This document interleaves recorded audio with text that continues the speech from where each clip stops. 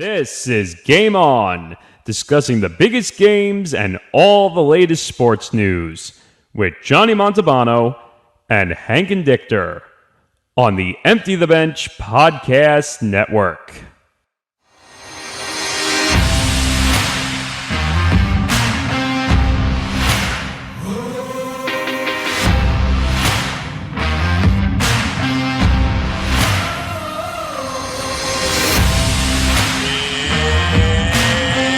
Showtime, folks.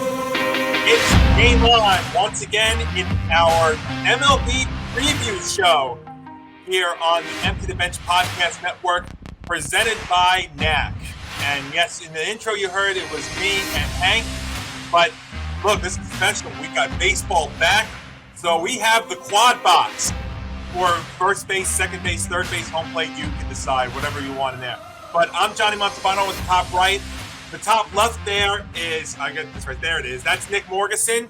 Bottom left, Nick Fodera. And straight down below me there is Mr. Hank Indictor. Guys, welcome. Nick, and Hank, guys, welcome. How are you? Whoever wants to start. Hello, world. This is gonna be a monkey knife fight. This is what this is gonna be. This is going to be like the Mets, except we don't know what's going to happen with them. No, it's actually more like the Mets. You don't understand already. Jeez. Oh man. I guess you could say I'm already taking punches. Well, I'm doing pretty good, ready for the season start, and should be interesting to say the least. Hey, I'm glad that we're actually discussing baseball on the field. I was thinking for the longest time we would not be doing this on April 6th. I was thinking we could be doing this later on, but nevertheless, we are here. And like I said, folks, this is our baseball preview show. As opening day officially gets started tomorrow. So we've got a lot to get to. We'll get with all the teams, our predictions. We got over-unders. We've got how the rule changes are going to impact. But, you know, it's still kind of fresh in our minds here, the 99-day lockout with baseball. And by the way, you can several different ways to get aboard, folks, if you want to comment. Game On ETB is our Twitter account, facebook.com/Game On ETB, and also Instagram, Game On _ETB as well. Definitely a lot of ways to get aboard. I'm sure you all have a lot of questions and comments and stuff. But guys, 99-day lockout, which obviously took over not only the baseball talk, but really the sports world with what was going on. So now as we enter opening day here tomorrow, Nick Morgasen, I'm going to start with you. We got opening day tomorrow. I will admit I'm a little bit excited. I didn't think I was going to be, but the lockout, to me at least, is still fresh in my minds and stuff. But how you factor all this in? How do you feel as we get going here tomorrow for real? I mean, I'm happy that baseball's back. I don't feel like baseball is back. I mean, we almost lost. Actually, let's put it this way. We did technically have a cancellation of the first 2 weeks of the season, and then somehow Rob Manfred pulled his voodoo magic and somehow put the 2 weeks back in, and we're going to play a 162-game season. Go figure. That's not actually magic. That's necromancy, because magic is actually helpful. Magic is there's a sense of wonder about magic. With necromancy, it's, oh God, why did you do that? Oh God, something should have stayed dead. Oh man, I'm trying to. I got a perfect way to sum up Rob Manfred in baseball. We just become best friends. Yep. No. Okay, so I guess I'll go next since I couldn't stop myself. Go ahead. How do you really feel about it? Ladies and gentlemen, it's just I didn't think it would be here because honestly, we were on our podcast, Empty the Bench. We were thinking, if baseball gets canceled, we weren't going to watch baseball. Of course, Rob Manfred somehow heard that and called our bluff. So I'll say now what I said then, which is the deal that they came to does not go even a half a mile further in solving the problems that caused the lockout in the first place. This is a Band-Aid on a bullet wound, but we're supposed to be grateful for the Band-Aid because we're getting baseball. And I am. I like baseball. I need baseball, but I'm more skeptical about baseball as a concept, as an institution moving forward than I was 6-8 months ago. Hank, what do you think? I know you're going to the Yankee season opener, which now is going to be on Friday because of Mother Nature. And by the way, let's be fair. Let's give the Yankees credit that they decided to already postpone that game. They announced that this morning at 8:00. So, not having the fans go there and wait 3 hours and, spend money and stuff only to find out the game got called. So give them a lot of credit. First game of the season, they have that leeway with that built-in off day. So you're going to the game on Friday. How are you feeling? Yeah, no, usually whenever like there's a whole rain out game, like they do the opposite where like they'll let us into the ballpark, we'll wait like 2 to 3 hours, and then they'll send us home without a game. And I remember being pissed off about that numerous times in years past, but it is what it is. Now, as far as this goes, I mean, this will be interesting because I'm going to have to host Hitting for the Cycle at 7s, but knowing me, I'll probably figure my way to get into the game and somehow get off Hitting for the Cycle without a hitch. So that should be a very, very interesting and fun day, to say the least. And not to mention, I pretty much agree. I'm very much relieved that baseball's back. I guess ecstatic wasn't the right word to use when the whole lockout ended, just relieved in the sense that, we're done dealing with the lockout issues for now, because as Nick to my left,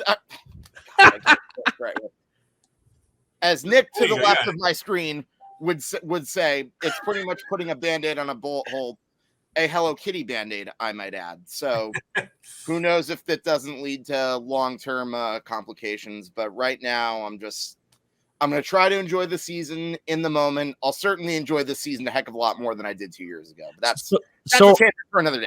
That's fair. I'll definitely give you that. The 2020 opening day, I could not get excited for it all. This one, I'm excited for opening day. It's always it's like you feel like a little child again, opening day. And I feel like, I'll be excited for tomorrow. I'll be excited for Friday. But then, after that, I feel like I'm going to go right back to what I was feeling like before.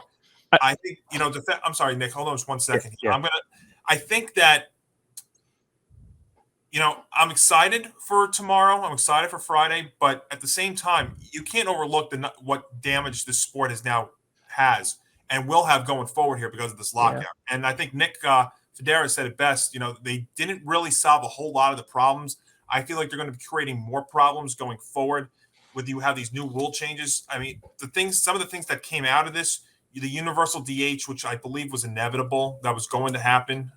It's been talked about a while, but when you start looking at it, these all these other rule changes, the things they're trying to do to speed up the game, the larger base is going to next season, the banning of the shift, which if you guys have been following me on these shows and elsewhere, I cannot stand that rule that's going to affect next year. I think it is utter crap. But I will enjoy tomorrow. I will enjoy Friday. But there are going to be times this year that I'm watching this game, this sport, and I'm still going to have a problem with it. And I might even have a problem with it on opening day because I'm going to watch the Met game, whoever's starting, whether it's McGill or maybe Scherzer if they have weather problems. And I'm going to be watching Garrett Cole take on the Red Sox Friday.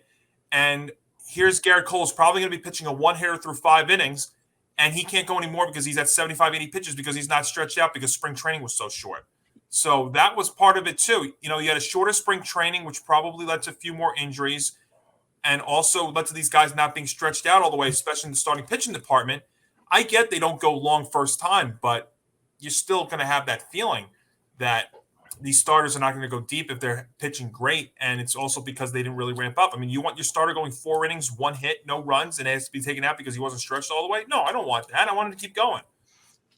Yeah, but the one thing I would say about that is usually in the first month of the season, you're not seeing pitchers go 7 innings, 8 innings. It just doesn't happen logically. I know what you're saying, that they were not stretched out. I get it. And partially you have to blame that on the players as well, because they didn't want to come to the table either. Both sides hated each other. And I don't blame the players at all. Are you kidding me? Everybody. No, you blame everybody. It's because both sides didn't want a deal. If you think about it, the players wanted what they wanted. The owners wanted they wanted. Don't get me wrong, Nick. The owners are cheap as you know what. because they were going to either have it their way or no way. But it takes a long time anyway to stretch pitchers out. We know this for a fact. Yeah. So there's a bunch of factors going on here. Commensurately, you're going to see ERAs, rise as a result. I mean, league-wide. I don't know about that because I don't know if the philosophy of the hitters is ever going to change. And I wish it would, but I saw a couple of the spring training highlights on the shows, and you still see these guys that are hitting mammoth home runs in spring training. So that philosophy hasn't changed at all. You're still going to see the 200 to 250 strikeouts. In some ways, maybe even more. Who knows? But that's where the pitchers might have an advantage, just because the hitter's philosophy, which we've discussed before, and that's part of the reason why this sport is, in my opinion, is completely ruined. I feel like the damage is done in the sport in so many ways. We could spend 5 hours on this show. I don't want to be going all the way till midnight talking about this, but. And Hank, I'm interested also from your standpoint, because we talked about this a little bit when we had you on Game On before you took over as the co-host, that I feel like there's no hitting for the cycle, no pun intended, average-wise. And it's all about the power. It's all about at Yankee Stadium. Why do you think they built it that way? Because all they want is people pulling home runs at Yankee Stadium. If you look at Citi Field, why do you think they had to put the new porch in? Because they couldn't hit the ball out of the ballpark. And if you look at Colorado, why do you think Chris Bryant went there? Because Colorado, everything flies out. Everything is you don't need to be high to reach the altitude in Colorado. They also give him a crap ton of money too. But yes, you're right. Yeah, that always helps. No, but I'm saying is you thought you had to be high to reach the altitude in Colorado. You just have to hit a baseball, and you're as high as the altitude in Colorado. Yep. Well, yeah, that's the ballpark with the humidors, I think, now. Yeah. That in Arizona. Yeah. Ironically, the Orioles had to actually move back their dimensions because their pitchers give up so many home runs. That in Philadelphia. I actually was in Citizens Bank Ballpark, which feels like 3 years ago now. But when I was sitting there in the ballpark with my father, everything was flying out of there. Everything. I've been to Citizens Bank Park. That place is a friggin' bandbox. You sneeze and a baseball will fly out of there. Well, what about Fenway Park? Nobody ever talks about how short that right field. Everybody complains about the Yankees' short right field porch. Oh, I'm sorry. Does anybody see how high those right field seats are? Oh, it's right field line. I mean, you could swing a golf club and hit 314 feet down the right field line. My gosh. I was there.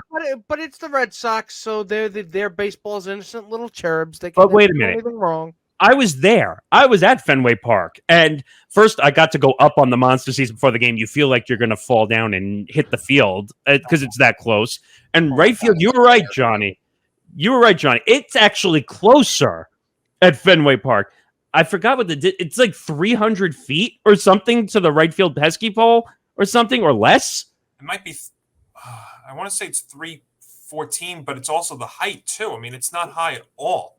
But they do this because everybody seems to be attracted to the home run. But I'm sorry, if I'm a GM, let me put my GM hat on for just a second. I see somebody's hitting 40 home runs. I'm like, okay, that sounds great. But what? He's going to drive in 70? Curtis Granderson. We talked about this. Granderson with the Mets had 1 year where he hit 30 home runs and he drove in 57 RBIs. I'm sorry, that's not a great year. Drove in 57 runs. Unless your leadoff hitter is one thing, but Granderson wasn't a leadoff hitter. But the problem is they look at the power numbers. They don't look at the RBIs anymore. That is, I'm sorry, but that is such crap. Of course it is. You don't look at the RBIs. You don't look at the guy's on base percentage. You don't look at his average. Average kind of is misleading. I don't like to look just at average, but I mean, you need a couple of those guys on the team. I've said this with the Yankees right now. I think the Yankees are a poorly constructed team because they don't have many of those guys. In fact, one of them, probably their best average guy, is right now looking for a spot on the roster, which LeMahieu. Yeah. So that's one of the many things I have a problem with the sport is that we're looking at, home runs. We're looking at launch angle. We're looking at the dreaded A word, which is one of the worst words in all of sports analytics. It bothers me. And then we look at pitchers. The new thing with pitchers now is not only do we have a pitch count, we also have a thing that we don't want these guys facing the lineup the third time through. I mean, come on, really? How much of it is to actually make Rob Manfred look good, and how much of it is to actually help pitchers? You said the dreaded swear word. Yeah, I know. I just answered my own question. But you could say that. I mean, that doesn't just apply to the Yankees. That they're too home run happy. A lot of I know. contenders, or would be contenders. Just take the Padres for instance. Oh, we'll get to them. They're constructed like that as well. By the way, So, I looked up that distance for you, Johnny. It's 302 feet on the pesky ball. I mean, not only 302, but how high? Like, how high are those seats from the ground? It's unbelievable. And it's not going anywhere. Yeah, and Oriole Park at Camden Yards. I mean, it was center field was 365, and I know they moved that back. I was there also. There's high elevation in Baltimore also. Absolutely. So. Why do you think the Yankees for years were destroying the Orioles? Unlike last year when they only went 11-8 against them. But that was one of the reasons why last season was last season. Absolutely, Nick. You're 100% right. I mean, there's a lot of things you could talk about, but it really comes down to that. They were 11-8, and Tampa was like 18-1 against them. But they were the type of team that could go toe-to-toe against the Astros and the Red Sox, but then completely crap the bed against sub-500 teams. Yeah, and it was maddening. It really drove me nuts. I remember that 3-game series in early September very well. The Yankees damn near could have gotten swept that series. I don't know if you recall. They won that extra inning. Where let's face it, if it wasn't for that stupid runner on second base rule, the heroics. I'm looking at Lucky, who must not be named. If it wasn't for the rule, they don't come back and win that game possibly. And then in the second game, they tied it up. I think it was Gallo who hit the tying home run, and then they gave up like a run in the top of the 8th. I think it was Chapman who gave the run in the top of the 9th. Wait a minute. The same Gallo that's been complaining about the shift rules? The very same, yes. Yeah. And I get a... Oh my gosh, it's so stupid. By the way, also, isn't this the same guy who, remember a game, wasn't there a game against the Rays? He dropped a bunt down the line. Like, yes. You're complaining about that after you wait a minute. The same guy who complained about or the media complained about the way he puts his clothes on too. Then again, they're just bitching just to bitch. But the problem is, I mean, I can't blame him for having that's the exact same explanation I would have if you put me in his spot. I mean, I tried. I'll sum up the Yankees in one sound. Look at all the failure. Look. Oh. Am I stupid for being optimistic? Yes. I'll ask you, gentlemen. Am I? Look. I think there's a way they can actually win the division. I mean, it's not favorable, but I know we're going to get to this. But they need. I mean, I'll bring it up right here. They need LeMahieu to be healthy for the full season, to be back to his old self. Gleyber Torres, to me, is actually the person that's going to make or break this team. Him and Aaron Hicks both. Because, if Torres can bounce back to be the Torres that he has of old, like from a couple of years ago, then that helps out the lineup. Defensively, he can be better if he stays at second base. If Aaron Hicks can give you mostly a full season, because let's put it this way, if Aaron Hicks doesn't play a full season, who do you have in center field right now? You're going to maybe put Judge in center. You're going to be putting Gallo in center. You want to keep Gallo in left. I know they have Inciarte down in the minors. I know they have Marwin Gonzalez up right now to be a versatile switch hitter. By the way, I like that a lot. We were going to talk about the free agent frenzy, and on my show, I had mentioned how everybody was going after Cashman and the Yankees for not bringing one of these major guys. But at the same time, I don't really believe that the majority of those big name free agents were great fits on the team. No, they weren't. They really weren't. And that's the thing, because Yankee fans, look, we're all Yankee fans here. We can stand a little honesty for the next 5 seconds, right? Yes. Yeah. Then I'll say it. Yankee fans are spoiled as hell. We really are. We really are spoiled as hell. But look, they definitely, but let's be fair though. They've changed though from the George days and even from the 06-07 days. They are trying to go with kind of a more homegrown approach,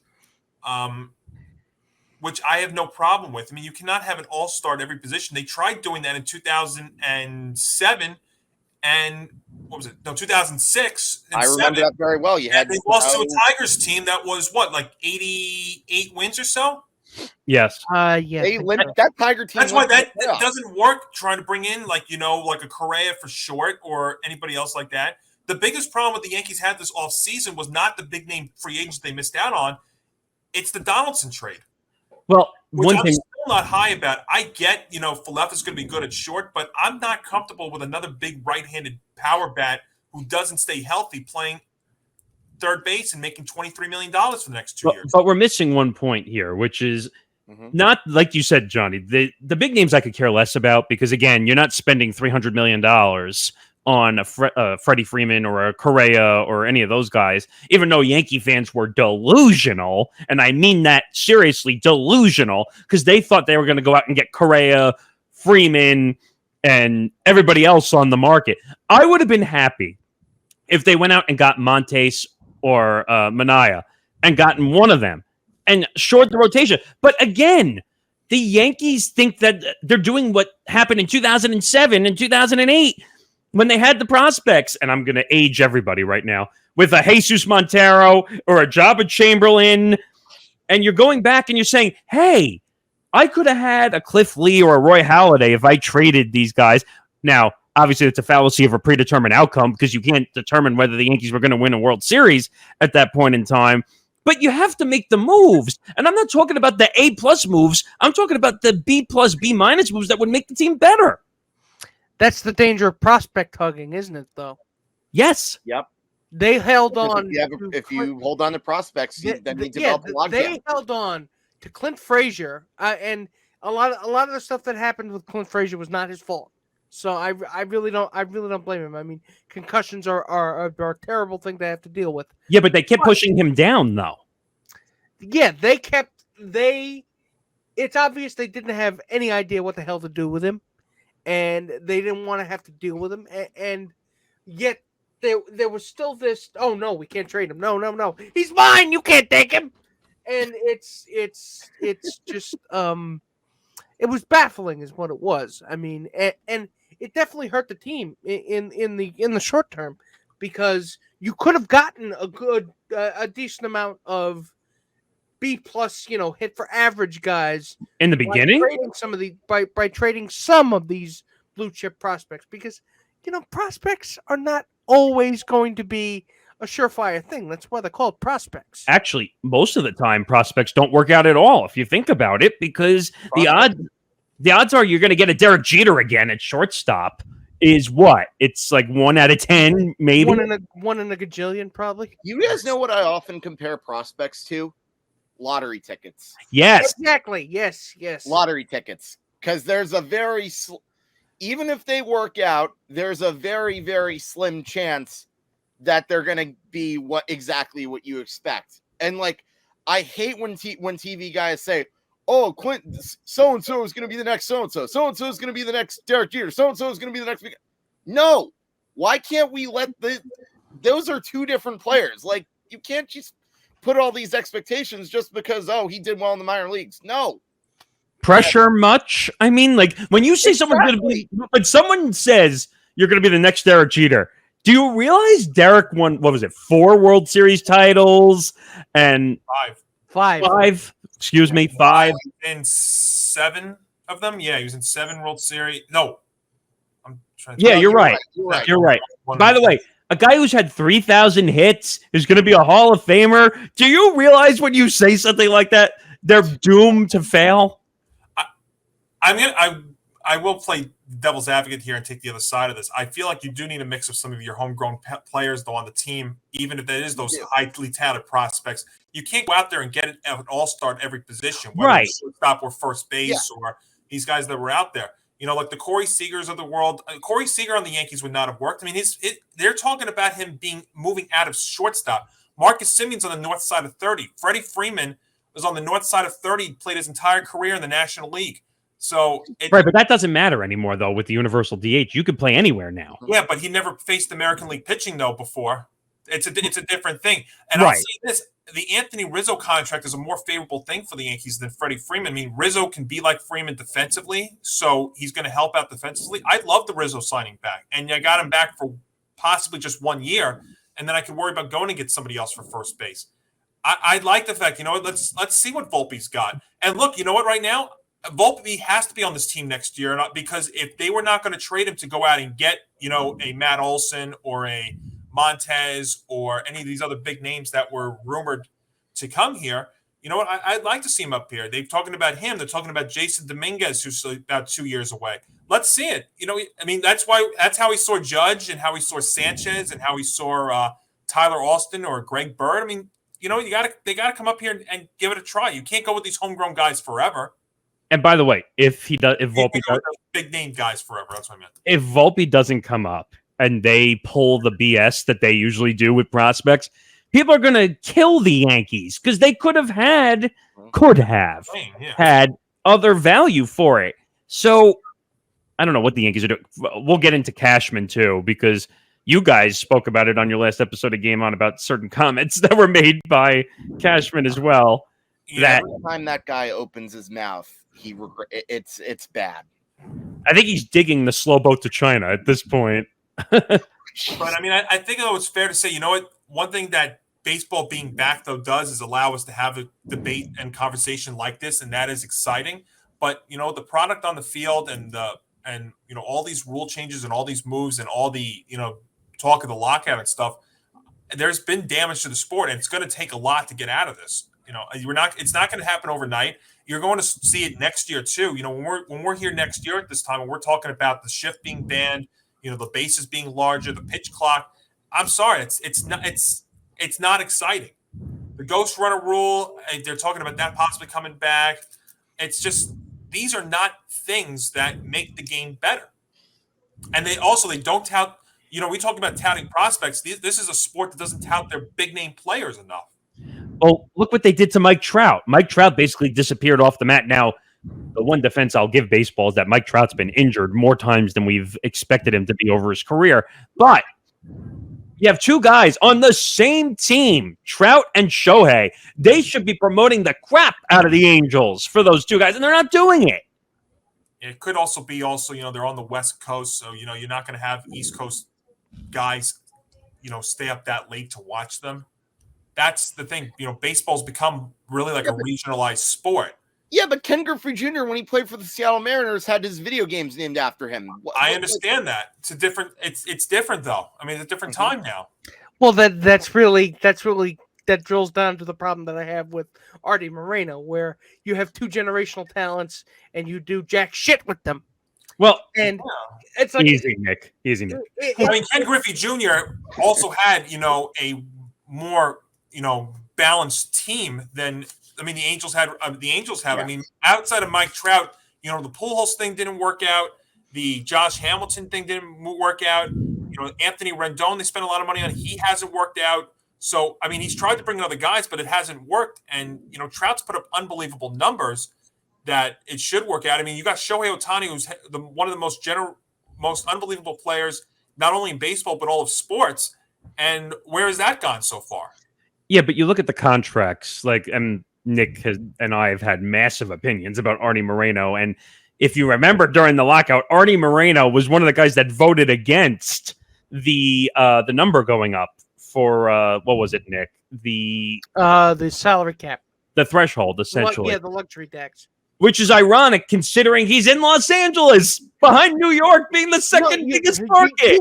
You would think he's in Sheboygan with the amount of stuff he pulls. But the Pujols contract. You would think he's a small team owner at heart, really.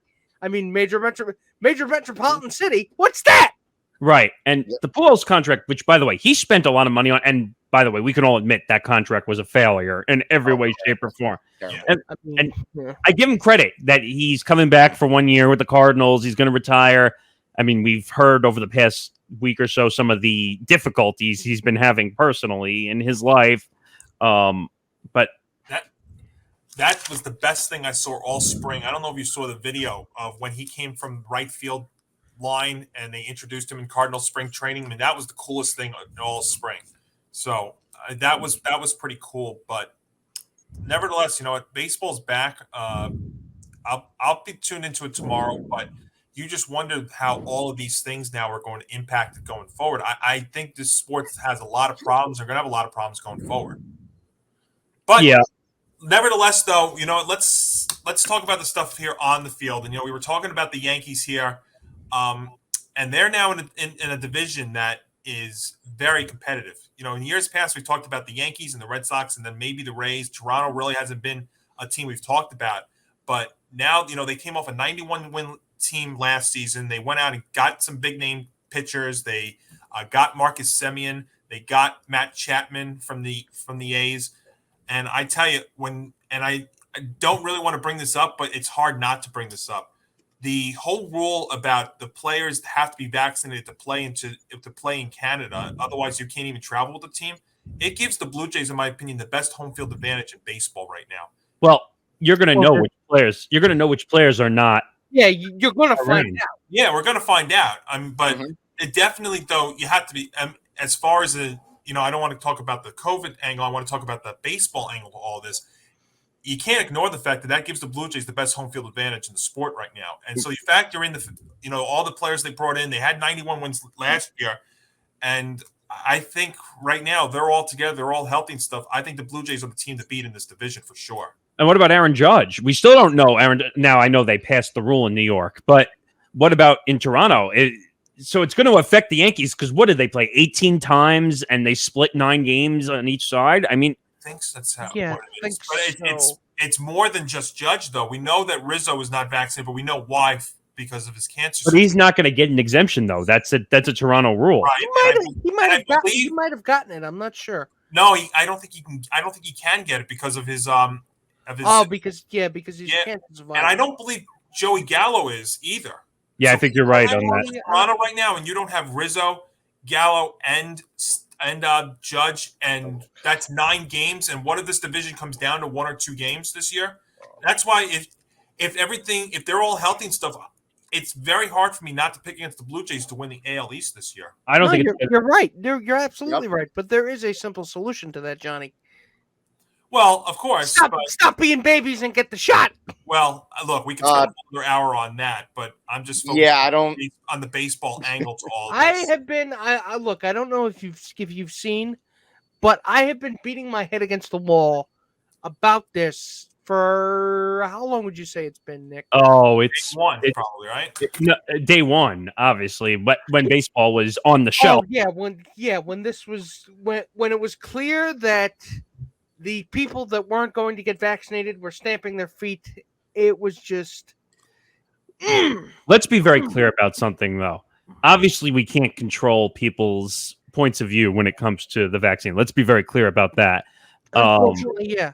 But at the same time, these guys need to think about their team. They're not just affecting themselves. They're affecting everybody, whether they're going to win. Think about it. MLB is one of those weird team sports where if you're missing one, you're not going to win, especially if it's your star. Your star controls the locker room. And if they're not there, they're not there. Yeah. It's a tough spot, but I think the Blue Jays come out of the AL East. The Yankees, to me, as poorly constructed as I've said that they are, I still believe are going to make the playoffs. I actually still think they're going to finish second, and I still think they're going to be second. I think the Red Sox and the Rays are going to still be up there. The Orioles are the one given, that could be at the bottom here. So, but they're going to be pesky. That's the thing. The Orioles will be one of those teams that will get that down the stretch may hamper the wild card spots. And the Oilers are. Sorry, did I say? Orioles are definitely going to play spoiler. There's no doubt about that. Yeah. I spoke too fast. That's what happens. Just be careful. Careful. Okay. So New Yorkers talk fast. You know how it is. So just to put this into a preview here real quick, I'm going to take the Blue Jays to win the AL East. I'm going to take the Yankees second. I'm going to take the Rays and the Red Sox to battle for third, and then the Orioles will be fifth, obviously. I think you're being too low on Tampa Bay. I for some reason, I think the Yankees are going to finish third behind Toronto and Tampa Bay. Wow. Tampa always finds a way, and I know they traded Meadows. Which I don't get. I don't get that, by the way. But you know what, though? That's the thing. You can never count Tampa out because, look, last year they traded their shortstop Adames to the Brewers, and then they they call up their touted prospect Wander Franco. He does great, and then they give him an 11-year contract. So they always seem to find a way. So I think the Blue Jays are going to take some wins away from Tampa, and since Toronto does have the best home field advantage in baseball right now, I have to put Toronto first, and I think the Rays come in third. And Boston, and the Red Sox too. They got Trevor Story. You can't downplay that, and their lineup is very good too. But that pitching staff took a hit, and I don't know what kind of hitter Trevor Story is going to be in Boston because he spent his whole career at Coors Field, and his career numbers on the road are obviously not as great as they were in Colorado. See, here's the thing. If you look at the swing that Trevor Story has, you look at the way Fenway's designed, I actually think that signing made sense for the Red Sox. However, with that being said, you're right. There's still the issue about him hitting on the road, and those road numbers are not good. But then again, we've also seen how a lot of Rockies have gone on to different teams, and they've still pretty much thrived. So who am I to really say that this is going to be a bad investment for the Red Sox? And look, if I'm being honest, you look at pretty much 3/4 of their infield, it's still pretty damn good. Bogarts doesn't get talked about enough as one of the best shortstops in baseball. And free agency coming up too with him. Oh my gosh, if he opts out, somebody's going to definitely get a really good shortstop. He is going to opt out. We already know that. Yeah, no. That's still a pretty decent infield, and Devers isn't too shabby at third base. So that's a team that even though I wouldn't be surprised if the Yankees finished in second, that's a lineup that I'm still going to be fearing for a lot of the season. That being said, though, their pitching staff is highly questionable. Yeah, I was just about to say that. Is there a single name in the Red Sox rotation? And I don't count Chris Sale because Chris Sale has been injured the past 2 years. Well, and they lost Erod too. Yeah, Erod went to the Tigers. I know Erod didn't have a great first half, but you look at his numbers solely in the second half. He actually got much better as the season went on. He carried them. Yeah, he did. He was a better pitcher than they gave him credit for. And I know people are going to tell me that the Tigers may have overpaid, but then you look at the Angels and the Mariners. I'm surprised he didn't get paid more, if I'm being honest. There was a lot of money being thrown around. Eventually, when free agency decided to happen, there was money being thrown out the wazoo, except the Correa contract, which made no sense to me. But we can get to that. Yep. What do you think, Hank? You think Blue Jays won in the AL East there? Yeah, I'm going to give you my division, who I think is going to win in order. I'm going to say Blue Jays in first. I think that's pretty much, we all can agree that that's a given. I'm going to put the Yankees in second only because the Red Sox pitching is a major question mark. That's the only reason why I'm putting the Yankees in second. It's not, trust me putting the Yankees in second has nothing to do with my optimism level. And the Red Sox are going to be in third. I'm probably going to regret this, but I have Tampa in fourth. I mean, trading Austin Meadows is going to hurt them. But then again, knowing that franchise and knowing how they develop talent, I would not surprise me if they proved us wrong. And then I have the Baltimore Orioles in fifth, although I do think they will be better than they've been in years past, simply because that lineup with guys like Austin Hayes, Cedric Mullins, Trey Mancini, no, it's not too shabby, but pitching wise, big yikes. I'm surprised you're that low on Tampa. Again, it has more to do with the talent level in the division than me not having faith in the Rays themselves. I gotta agree with you there, Hank. Agree with you. Trust me, if they were in any other division, I'd probably put them higher. And it's not. I'm not going to. I'm not gonna say I'm not biased here. Of course, I'm biased. Yeah. It's just look. How should I put this? The optimist in me wants to put the Yankees in second. Mm-hmm. The cynic, the horrible cynic in me wants to put them as far away as fourth. But I don't know. See, either outcome could be plausible. That's the thing. So I'm kind of on the fence as to where it'll actually be. But if you ask me what my pick is, it's probably somewhere between Hank and you, Johnny. Okay. I mean, the way I look at the division, the Blue Jays are going to run away. I think they might win 100 games this year. I think it's possible. I think the only thing that could prevent them from winning 100 games is being in that division. I just think they're or getting injured. I think their pitching is way better than we've ever seen it over the years. I think. even with losing a Cy Young winner, you still somehow found a way to get Kevin Gossman to join Hyun-Jin Ryu and Jose Barrios. So yeah, that pitch is going to be dangerous. I think the Yankees are going to struggle all year against the. There's one thing that you could be concerned about with the Blue Jays, it's their bullpen, but I think that's something they can probably address at the trade deadline. But they're hitting between Guerrero Jr. It's leading the charge. That especially in Toronto, which is a hitter's ballpark in every way, shape, or form, they're going to be insanely dangerous. Yeah. So I would put them at the top. I don't know. I really like Tampa Bay for whatever reason. Like, I know some people are low on Tampa Bay. The Yankees can't beat Tampa Bay. They've proven they can't beat Tampa Bay. So I'm going to put them second. And then I'm a huge skeptic. I know. Yankees are going to be third. Red Sox will be fourth. And then Baltimore's going to lead the basement. Yeah, I think you could almost fluctuate 2 through 4 in this division, and I know we'll get to this too. You can make a case though also that all 3 wild cards are going to come out of this division because they are that good. And I think after the division, the division winners in the Central and the West, I can't find another team in those divisions that are going to have as many wins as the AL East has. And I think they don't play each other as much as they have before. So they're not going to be able to cancel each other out in that regard, like you would say, like in football in that spot. But yeah, so I've got that real quick. Just finishing up the American League, and then I want to get to the Mets here.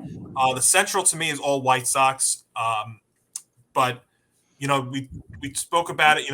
We found out today that the Guardians extended Ramirez for 5 years and $150 million, and that division, Detroit's up and coming. Minnesota's made some moves. Obviously, we talked about Correa. And then Kansas City just, is stuck in a tough spot in that division. So, they got Zach Greinke. It's a consolation prize. Well, that's a pretty cool thing to see is that I think he's starting opening day several years after he was there originally. So that is pretty cool to see. But that division to me is all Chicago. Hey, Giolito is going to be a star, a future star in every way, shape, or form. Absolutely. I like Giolito a lot, for sure. But I'm going to take them. And then in the West, I tell you, the Rangers have made a couple of big signings. We've spoken about the Angels, if they can get a full season out of Trout and then with Ohtani. I like the moves that the Mariners have made, whether it was bringing in Suarez and Winker. They came off a pretty good year last year, and I know they're trying to break one of the longest droughts in sports. I mean, you have to remember, they won 90 games last year. So it's not that they're a bad team. They've made some good pieces as well, but I still think the Astros are going to come out of that and going to come out. Oh, good. We're going to talk Astros again. Woohoo! Yeah. I'd like to pick as a fan, I would pick the Mariners over the Astros, but as an analyst like I am here, you have to take the Astros out of the AL West. But I'd like to see the Mariners make it, but I think the AL East is so competitive, and again, the fact they don't play each other that much this year, I think that's going to make all 3 wild cards in the AL East. Wow, that would be something. If you look at last year, the Blue Jays were 4th last year and they won 91 games.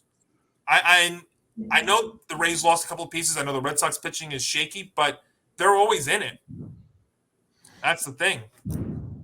So that's what I'm going to say there. But let's go to the National League. Let's talk about the Mets here because they're also a big deal this offseason.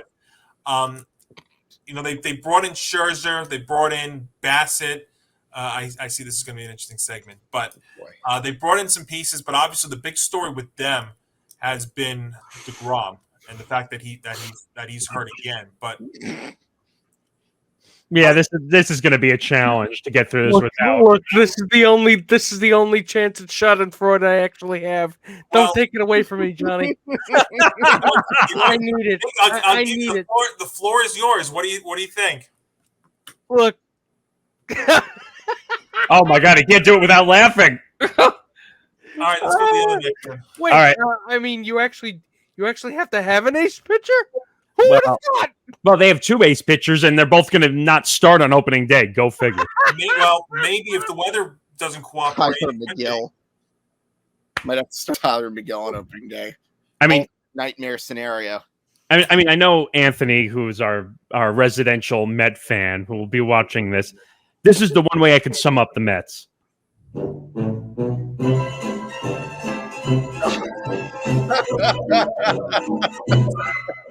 It seems to me like the Yankee. I almost said the Yankees, but the Mets are a team that I think they need to figure out where they are in terms of identity. Because What identity? They don't have one. That's exactly my point. In that they were so pitching focused for so long when you had, DeGrom, Harvey, Steven Matz. Who else am I missing? What is this, partying like it's 2011 here? Huh? Wait. Who else am I missing? Yes, Syndergaard. And now you're building it around a vaunted offense and spending like a drunken sailor. I mean, what exactly do you expect? I know what they expect this team to do, but what realistically can we really expect of these Mets? And I really don't know. I mean, joking aside, putting the joking aside. No, let me be fair here. I think they're better than last year. I don't think they're as great as like how some of the numbers have it. I mean, we're going to do our over-unders in a minute, but their over-under was 90.5, and I don't think they're that good. But because I think the NL East is actually a little bit better than people think. The Braves are going to demolish them. But let's be fair, though. The Mets do have depth in the rotation, so I think short-term they can survive a DeGrom hit. They cannot survive a long-term hit, and you saw that last year. Their season turned around, went down the drain after DeGrom got hurt. So if they don't have DeGrom by like late June, you might as well wave the flag at that point. Well, yeah, exactly. But let's be fair, though. I mean, you have to give Steve Cohen and the Mets a little bit of credit here because they did not panic with the DeGrom injury because they were rumored to go get another big name, go get Hosmer and go get Paddock. Now, I said this to you on the show yesterday, Hank. I would not have gone that route. If they want to go get another starting pitcher, go out and get a Montez. Go out and get something like that. Don't go out and get a Chris Paddock, whose ERA was 5 last year. Oh my gosh, and go get an Eric Hosmer, which makes no sense for this team. So, look, and it's like the Yankees. The Mets roster in August and September is not going to be the same roster that we're going into today, going into opening day tomorrow and Friday with. Well, that's any roster, though. Yeah, but with the Mets, when they're facing a division that's got the World Series defending champion Braves, who are as good, if not better than last year, they've got a Phillies team which is going to slug their way to wins this year. They've got the Marlins team, which always gives them fits, and the Nationals, which I know are rebuilding, but they give them fits too. You have to go out there and improve the team. Now, the thing I'm more concerned about with the Mets is their lineup. Because I know they went out there and they got Starling Marte, but he's 33. He's already had an oblique issue, which I know is not going to affect him. Contract is going to hurt them. Yeah, I didn't like that was too much to give him. What was that, 3 years? 4. No, 4. 4 and 70, 4 and 78. He's 33. But Mark Hanna is not an everyday player. Eduardo Escobar is not a bad fit on the team, but what they need is, like the Yankees, they need bounce-back years from Jeff McNeil. And, what are you going to get? Adam Marte, who's replacing Conforto pretty much.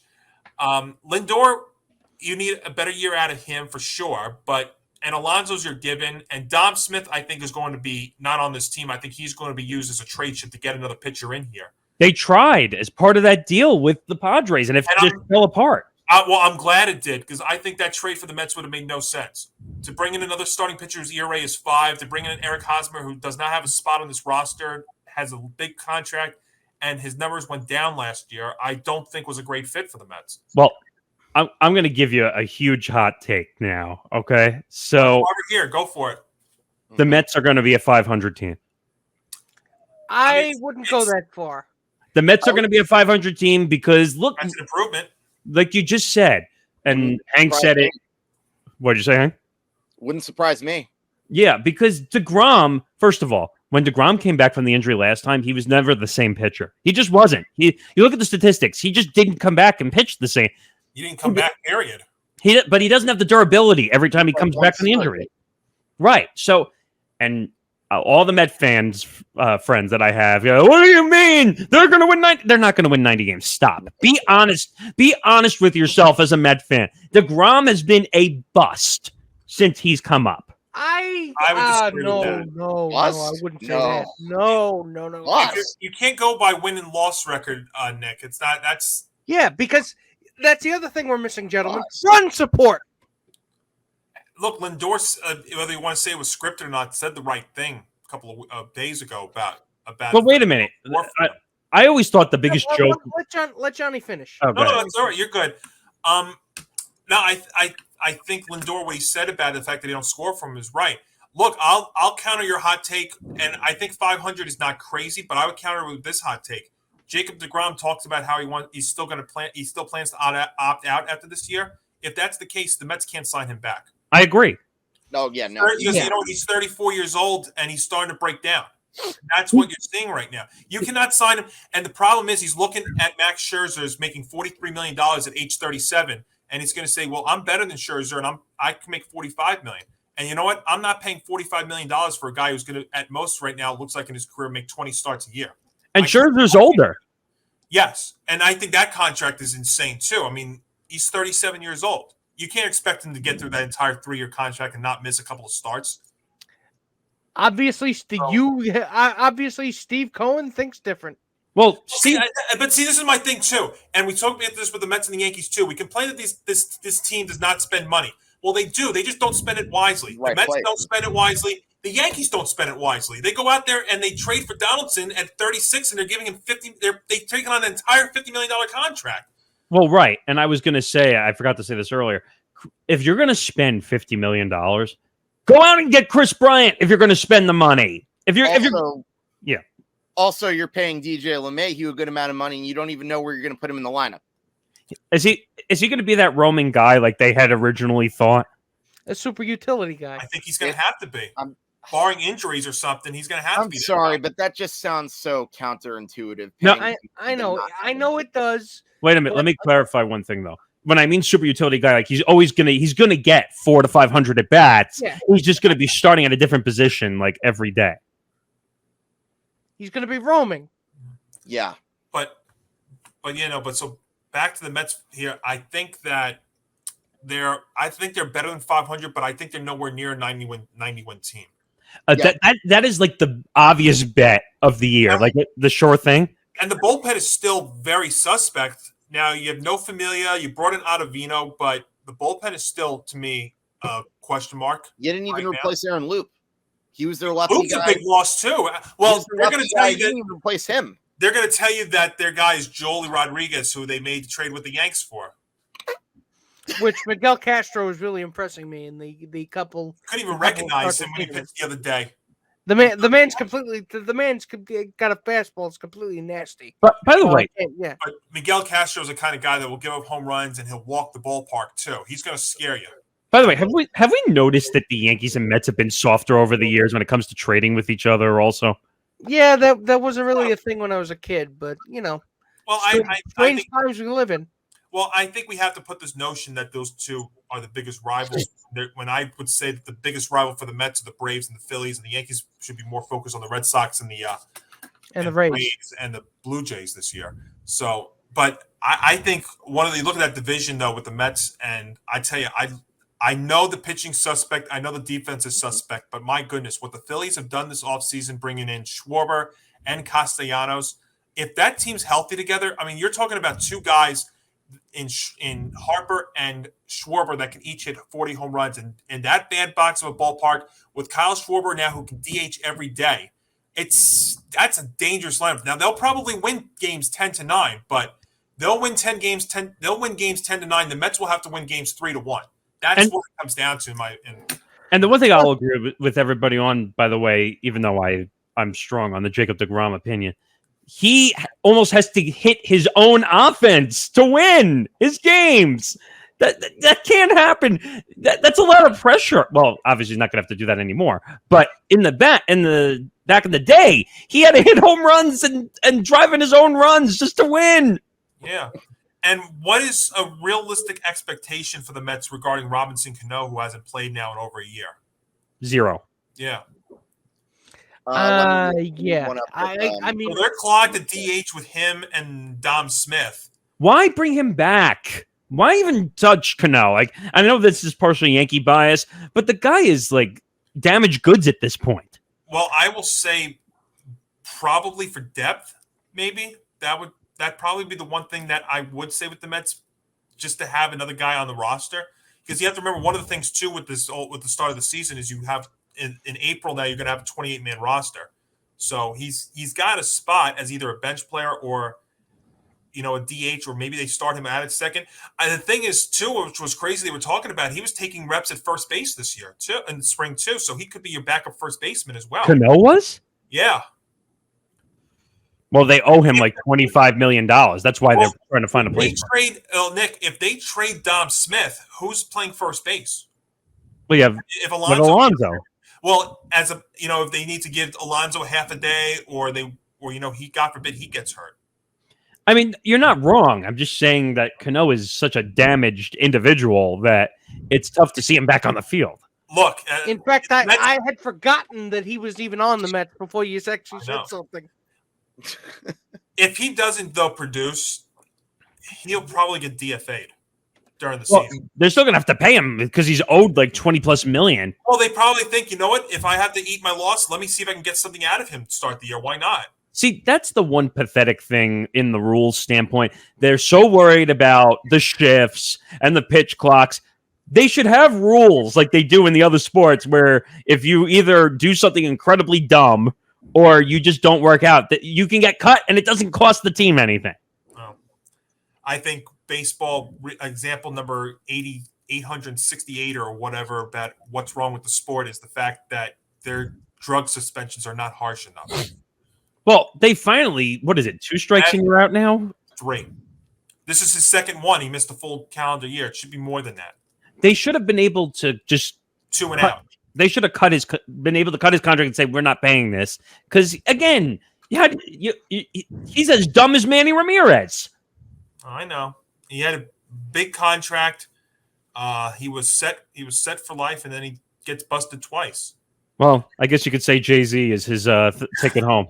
But NL East here, guys, I'm going to take the Braves, the Phillies. I tell you, it's not crazy to think the Mets are going to end up third because I really do like Philly.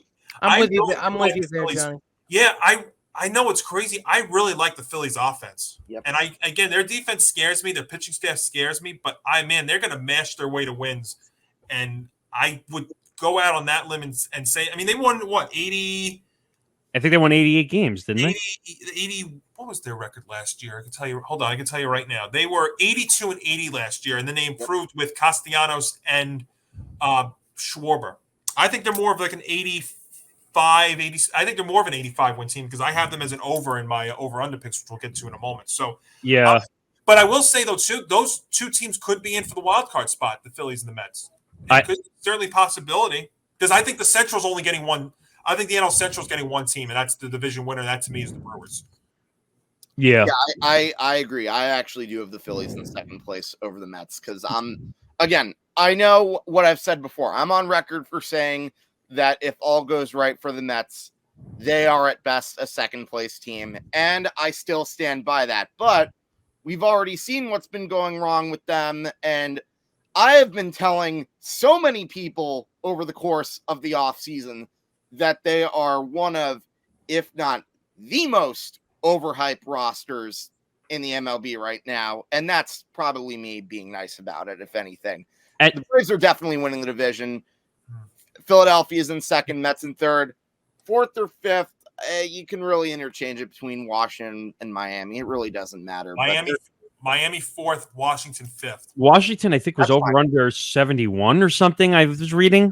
So either way, I feel like too many people are disrespecting the Braves, with all the hype that they give the Mets. That's my personal. Well, you know what the problem is? It goes back to that whole criticism that they wouldn't spend the money on Freddie Freeman. So that's why people are being hard on the Braves. And that's fair, but again, it's not like they have a bad replacement for Freddie. Matt Olson is probably going to be the one of the better younger stars over the next 7-8 years that they got that contract for. He's fantastic. I don't think that's a bad replacement at all. I just thought that if Freddie Freeman's like the face of your franchise, he's pretty much going in your going into the Hall of Fame, probably going to get his number retired. You're probably better off paying him instead of letting him go to a rival like the Los Angeles Dodgers. That was my complaint. But with that, and also not to mention, it's not going to cost some prospects to get Freddie Freeman like it did for Matt Olson. But with that being said, if you had to let Freddie Freeman go, then it's not like you're getting a bad replacement in Matt Olson at all. The problem is the fans are going to be sour just because you went to LA. It's like in basketball when you go to New York and you play for the Knicks or the Nets. Well, maybe not the Knicks, the Nets, but anymore. Either one. But it's just you get a sour taste when you go from a smaller market to a larger market, and you're helping a team that already is wealthy in players that are already helping them. So that's why fans are probably upset. Yeah, but. I don't think there's really much else to say in the National League because I think Milwaukee wins the NL Central, and I think and the Dodgers. I mean, the only question with the Dodgers this year is if they're going to win over 100 games, and I think that's they are. That's not even a question. Yeah. I guess then the only other competition for the wild card spots between the Phillies, the Mets, and I would say probably the Giants because they still very quietly signed back a good number of pitchers. So the Giants have a sneaky good rotation. And I'll tell you what, I know people are going to want to put the Padres in there. I think the Padres are a big, and I'm going to say this in a moment, I think they are a big under this year for sure. That Tatis injury, people do not realize how major that is to that team.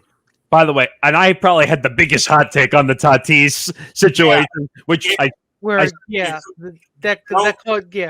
Yeah, folks, go check out ETB Sports on Twitter and scroll down a couple of weeks. You had one of the more memorable segments on this podcast network's history on that segment between Nick and Tom Albano. It was it was a thing of beauty. If I could have gotten a painter to maybe if I could have immortalized that somehow, maybe a sculptor. Just so people understand, because people on this show are going to hear it for the first time. I said that Tatis should have been cut for not saying that he had not one motorcycle accident, two. But I think we're a little. At which point, Tom called you an idiot. Well, that's not the first time I've been called an idiot. But I'm inclined to agree with him. But I see where you're coming from. I understand the impulse. Johnny and I talked about this too. Yeah, no, we discussed this, Nick, as well, and I see where both Nick and Tom were coming at. See, I would go along the lines of his contract should have been voided, and if that was anybody else on the roster, their contract would have been voided in a second. Right, and what we're going to get now is probably a full year now of Tatis being ineffective because he's out at least 3 months. By the way, Padre fans are probably also livid at Rob Manfred because the lockout also did not help the Tatis situation because he could not get checked out by his team staff right away because they could not meet during the lockout, and this thing happened in November or December. So once again, great job, Manfred and the players and the owners. You've done it again. So, but I think they are an under this year for sure out there. Because realistically, what do you think you're going to get with Tatis when he comes back? Wrist injuries are very, very tricky. Now, I get it's not the same kind of injuries like a Mark Teixeira had with this wrist, but it's still a very, very tricky situation. So he might be ineffective for the entire season out there in San Diego. Right. Wrist injuries are tough, though. And then the Rockies and the Diamondbacks, I don't think there's much to say. Chris Bryant going to the Rockies, I think, makes no difference because I mean, he went there probably for the money. 7 years and $180 million. I think that's the kind of contract, when we talk about Aaron Judge, what he's looking at age 30 after this season. He looks at Chris Bryant and says, I'm a better power hitter than Bryant. How do I not get 7 years? Maybe he gets 5 for 200, but I don't think that does it. I'll ask everybody here because with the Chris Bryant contract, he did get the idiot clause in his contract, right? And if you know what I mean by the idiot clause, I mean the no trade clause. Yep. Full no trade clause, not just limited. So basically the Rockies said, hey, we'll give you all the money and we'll basically lock you down with a shackle on top of it. Which, $100-something million definitely papers over a lot of problems. Yeah. Well, that's what Ramirez got with the Guardians, 5 years and $150 million, and it was a full no trade too. That's just The no trade clause is a joke in Well, Major League Baseball.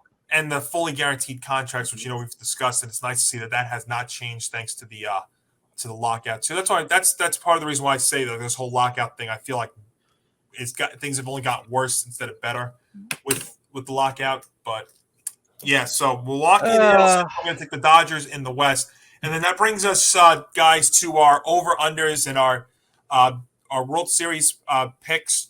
So I've got 3 overs and 3 unders that I'm going to give you for the season. You ready for this? Yep. Yes. Go All right, let's take the overs. I think we're going to go with an obvious one here first. I'm going to take the Dodgers over 98.5. That roster is as loaded and as balanced as I've ever seen, and they are so deep. I mean, you're even talking about the possibility that the comeback player of the year this year is on that team, and that's Cody Bellinger. Yes. That's what's scary. Cody Bellinger right now looks like he's going to be batting 8th or 9th in that lineup if everybody's all healthy and stuff. That is just downright scary. And then that rotation is so deep. I mean, they have 4 or 5 guys that they signed that are coming, that are rehabbing and they're going to come back at some point, including our old buddy Dylan Betances, who they just signed yesterday. And he could give you something. He give you a little something. I mean, just as stuff. But I mean, they've got guys coming back from injuries and stuff. I mean, that's a dangerous team. I think they're a 100-win team easily, barring catastrophic injuries up and down the roster. But they are so deep and so dangerous that I think it's going to be hard to see. So I'm going to take the Dodgers over 98.5. A team that I'd like to make a move this year are the Tigers. Their number is 78.5. I'm taking the over on them. They were 77 last year. They brought in Javi Baez. They brought in Eduardo Rodriguez, who we discussed earlier in the show. They've got some good young talent. Torkelson's going to make the roster. Miggy Cabrera, I don't know what you can get out of him, but he's still there. So I'd like the Tigers to make a little bit of a move. I'm not high on the Guardians. I think the Twins will be a little bit better, but with the moves that they've made, and Kansas City's just going to be not that good. I mean, 70 if lucky. I'm going to take – remember, they were 77 last year, and they brought in Baez, and they've got some good young talent and Rodriguez. So Dodgers over 78.5, number 2. Number 3, it's the Phillies. I'm taking them over 85.5. The moves that they made to slug their way to wins. And look, if they're in contention, they'll go out there and get a pitcher. There'll be pitchers available. Maybe they very quietly go out and get a Montez or something like that. So I am going to take them over 85.5. All right, let's get to the 3 unders. 2 of them about. Mets under 90.5. That's an obvious one to me. I think they are above 500, but I think they're 3rd in that division. The Padres under 88.5. Can't underestimate how big the Tatis injury is to them. I think they struggle. I think they'll contend, but I think they'll struggle without him. You saw that last year. They faded completely down the stretch. So I'm going to take them under 88.5. And the 3rd under is the Cardinals. They're at 85.5. They've got multiple injuries to their staff already, whether it's Jack Flaherty or Alex Reyes. And you're banking a lot on that rotation too. And Adam Wainwright's back at 40. Yadier Molina's up there in age. The Pujols thing is cool to see, but I just don't think it works out well. Again, I think there's one good team in that division, and that is the Brewers, because the Reds are rebuilding, the Pirates are the Pirates. So I'm going to say that. So just to recap: Dodgers over 98.5, Tigers over 78.5, Phillies over 85.5, Mets under 90.5, Padres under 88.5, and the Cardinals under 85.5. And those are my over-unders for 2022. Take it to the bank. Nick Morgasen, Nick Morgasen, let me go to you. So just looking at I'll look at some of the obvious ones first, just because the numbers stand out to me. Sure. Dodgers are definitely going to be over 98.5. That's no doubt in my mind, especially with adding Freddie Freeman. That's an obvious. Mm-hmm. The Blue Jays, they improved in every way, shape, and form. That 92.5 is easy money in every way, shape, or form. So I would take the over. White Sox, which no one are talking about. Lucas Giolito is going to be a stud and a star. Now, they had some pitching injuries. I think Lance Lynn went down with an injury. That's going to be something to watch. Oh, yeah. But I would still take the over on the 91.5. The Brewers, we don't even talk about. Like, they exist, and that's it. But they somehow win. I would take the over on the 89.5. The Mets, which we already talked about, I would go way under on the 90.5. I'm just looking at some of the other teams. The Red Sox, that's an interesting number. I think that's 85.5. It all depends on how the pitching goes. They're going to have offense. We know that. But I'm going to say that the number is actually almost right. I would say 86 wins, 87 wins, right around the over. The unders, I mean, it's tough with the unders. The Padres, I would go under. The Tatis injury is a blow in every way, shape, or form. We don't know their pitching. We don't know what Hosmer's situation is going to be. I would take the under. That's pretty much the teams I would look at. Okay. Hank, what do you got? All right, so for my overs, I'm going to go with the I would have to say the Milwaukee Brewers definitely are a big over. How are they not even at 90? That's the one thing I want to know. The second over that I have, San Francisco Giants are at 86.5. I'm going to take them as an over too. I think that team, as I mentioned, sneaky good pitching rotation. Still got a few guys left from the championship teams, and that was a team that really surprised a lot of people. I think they're a far bigger threat to the Dodgers than the San Diego Padres. So definitely going to take the Giants there. And the third team that I have as an over, again, Toronto Blue Jays are only at what, 92? 92.5. Yep. 92.5. Oh yeah, big time over, way over. And as far as the unders go, well, okay, I'm going to give you my one obvious one. That's the Mets. I don't need to explain anymore. We already talked about that in full detail. Another under for me, I am going to say I think the St. Louis Cardinals are another really good under to take because while, yeah, they were good last year, they had that little surprise run. I just don't know that they can sustain what they did last year. I don't know if they can compete with the Milwaukee Brewers. The Milwaukee Brewers. Sorry. I don't know what I was saying. The third one that I have for an under, I am going to say, oh man, this is a tough one. San Diego Padres. Because, yeah, what else can you say? 89.5, that is way too high. How is their over higher than the Giants is what I want to know. I mean, I don't know. I mean, that's a team that won 100 games we're talking about. Like, I guess they thought it was a fluke. I guess they thought it was a fluke. Well, what do you got, Nick, for over-unders here? Okay, so overs, I would probably take the Yankees to be over 92.5? over 92.5. I'd say probably like maybe 94 or 95. That's me being optimistic. Okay. I would also take the Blue Jays to be over. They're probably going to win like maybe 102 or 103 games, maybe. Mm-hmm. The other over I would take is I actually disagree with you, Hank. I think the Cardinals can be better than what they're listed as. That's fair. They always run away, right? Yeah. I mean, the Cardinals have surprised a lot of people. I wouldn't necessarily be surprised. Yeah, look, they're like baseball herpes. They don't go away. Wow. They're a bad penny. They always turn up. They're just always there. Oh my God. You think you're rid of them, and then all of a sudden you open up a door, and there they are. Wow. You look in your bathroom mirror, and there's Albert Pujols staring right behind you, looking into your soul. Jeez. As far as the unders go. Shots fired. Well, I take my reputation in real time.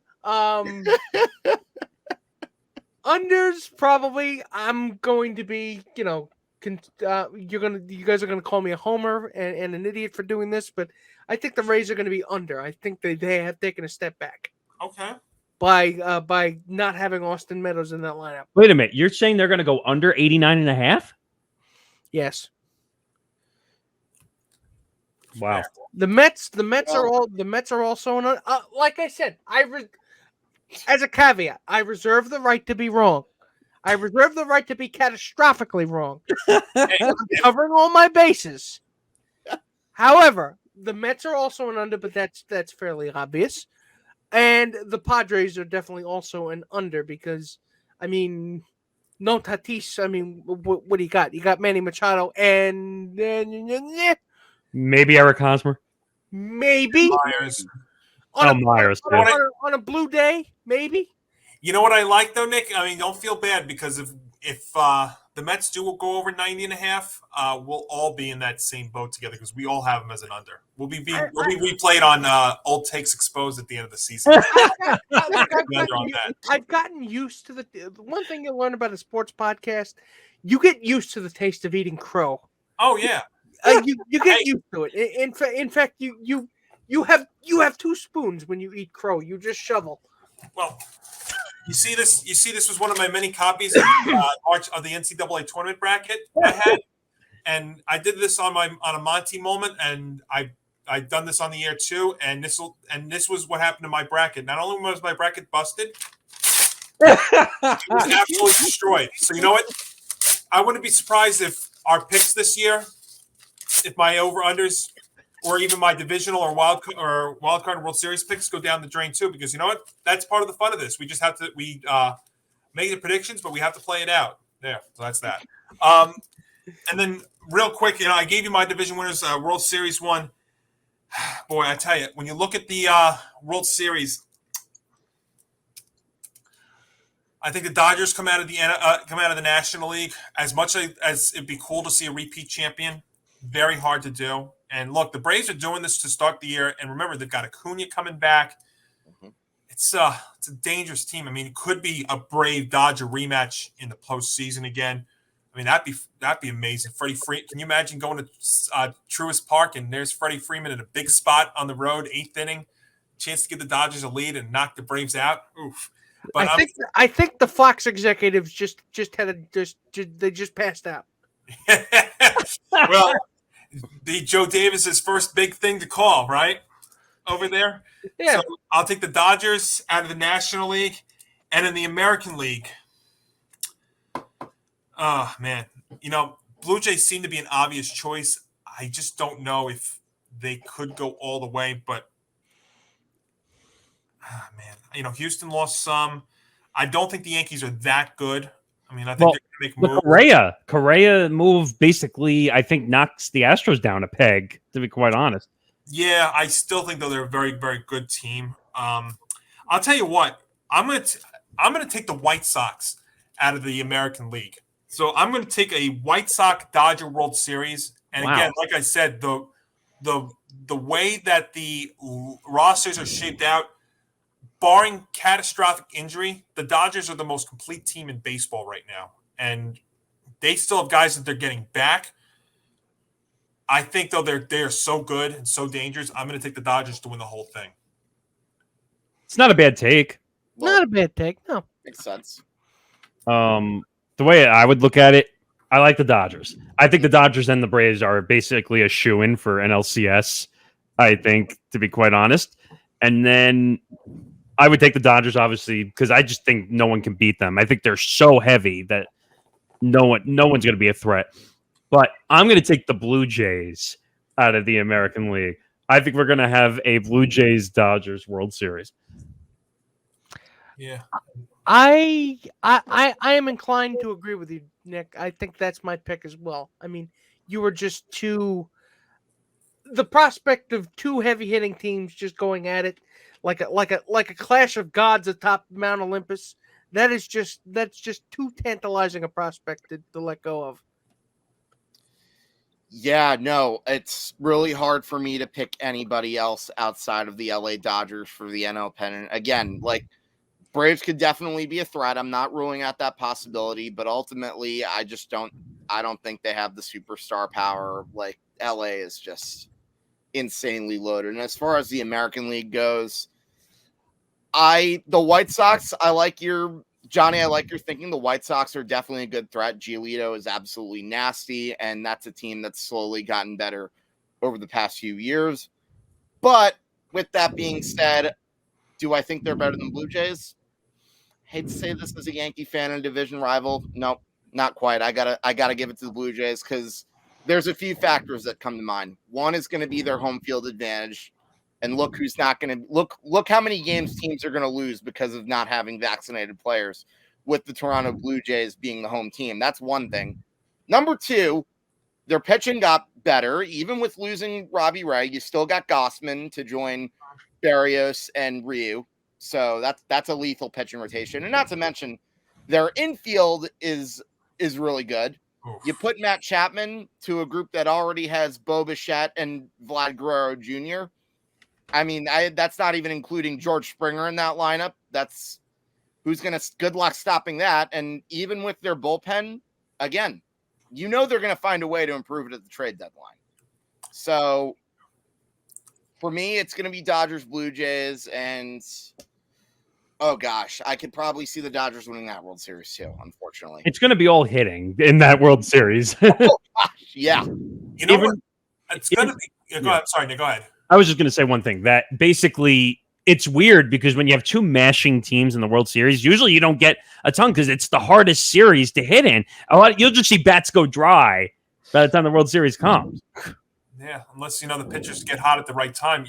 The one crazy thing, and again, we don't have the answer to this because none of us have an idea. Let's just say that is a World Series matchup, the Blue Jays and the Dodgers. Would those restrictions be lifted going into Canada by the time October and November hit? Of course they will. Are you kidding me? I don't know, because we were even talking about it with the Brooklyn Nets, who may have to play the Raptors possibly. What if that we don't know if that would go on throughout the entire season? It's a very difficult thing to predict. Johnny, they're not going to let the World Series fall flat if it ends up in Toronto with the Dodgers. Come on. Well, what if no, I mean, you might be right, but same thing, with the NBA playoffs. If it's a Toronto net playing tournament game or a division or a playoff series, are they going to lift it by then? I know it's close, much closer, but by the same thing. That when it comes playoff time, when the money matters the most, they're gonna bend like Eric Adams did for the New York rule. I got to tell you, I don't know. It's different. It's one thing about states. It's another thing about countries. But you know what? Honestly, nobody knows. You don't know. I don't know. I'm not. Yeah, no one knows. That's the thing. And I don't want people to go out there and pretend like they do know, because let's be honest, nobody does. We're not doctors and physicists here. Well, look, we're making predictions. We're not. That's what we're guessing. We don't know if it's actually going to happen. But that's the boss. I ain't no rocket surgeon. Don't ask me. Hey, but you know what, though? It's good to have baseball back, even if, there will be moments this year where we're yelling at our TVs and saying, thanks, Rob Manfred, because they'll be reminding us of stuff like that. We know Nick will. I might be hearing him from New York down here to South Carolina. I might be hearing him yelling at his TV about Rob Manfred. But, guys, I want to thank you all for joining us, for joining me and doing this. This was a lot of fun. And you know what? It did make me forget about the nonsense with the lockout for a good hour plus or so. A little bit. But, yeah, just a couple of things before we go real quick. I want everybody to make sure you listen to Mr. Hank Indictor's show, Hitting for the Cycle, Thursdays at 7 p.m. on the Review and Preview Sports Network. Now, this week, it will be on Friday night at 7 p.m. Correct. So, Hank, we're looking forward to that. Of course, you can catch Nick and Nick on Beyond the Bench and on Empty the Bench on Saturday afternoons at 3 p.m. Eastern here on the Empty the Bench Podcast Network. And, of course, you can catch Hank and myself on Game On Tuesdays at 3 p.m. Eastern, part of the ever-expanding Empty the Bench Podcast Network, which has so many great shows that I don't even know I could list them all in the amount of time. But, guys, this was a blast. Hank, enjoy opening day, being at the stadium on Friday, and, of course, all the opening day games on Thursday. But that puts a nice little wrap on the show for us, presented by Knack. So for Nick, Hank, and me, Johnny Montalbano, thanks for joining us, and we will see you again on Tuesday for episode 5 of Game On at 3 p.m. Eastern on the Empty the Bench Podcast Network.